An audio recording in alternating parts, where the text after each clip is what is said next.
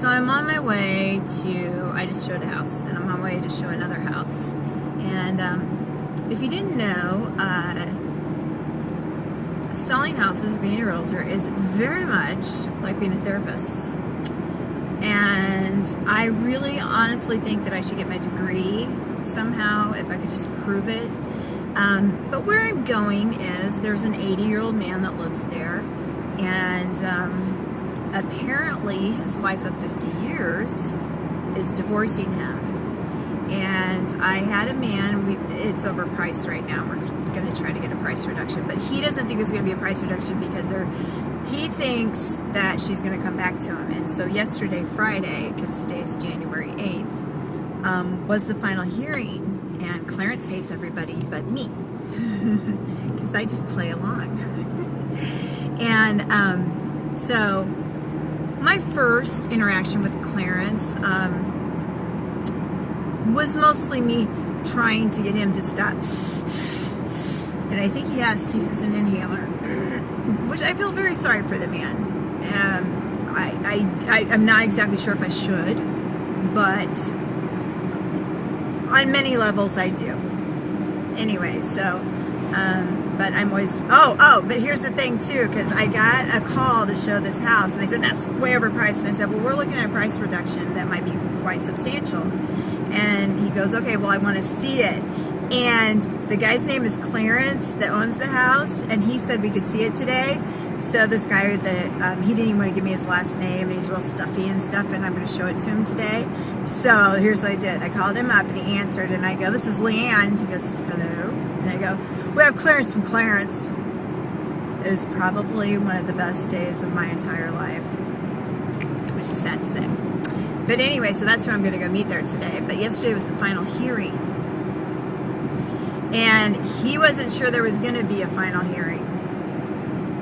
I'm pretty sure there was. And I'm pretty sure that this house is going to have to be sold. Because when I met him, he started talking about how he didn't even know why she left after 50 years. And he was so mad he wanted to punch her right between the eyes. And I know not many people catch such subtle hints, but I did, and I began to think, there's your reason. I think that I think she needed to get out of there. But I don't know her.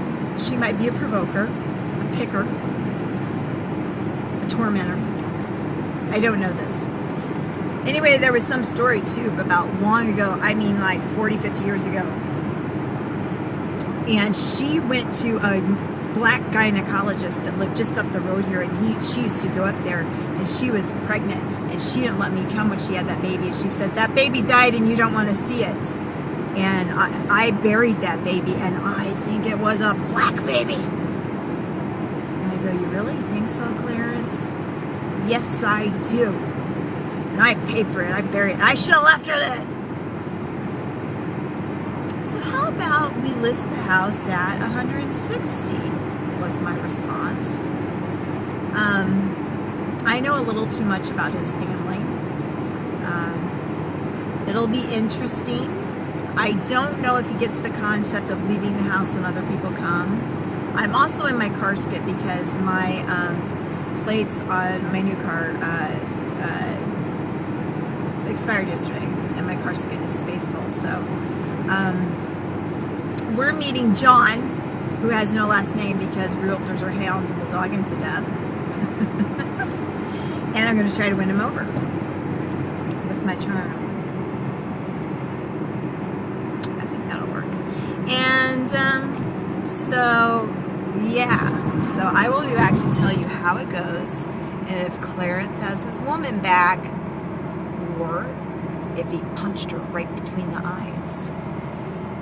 He might not have done that because I actually called him and asked him if we were still on for today, and he said yes. So, no punching may have happened. Who knows?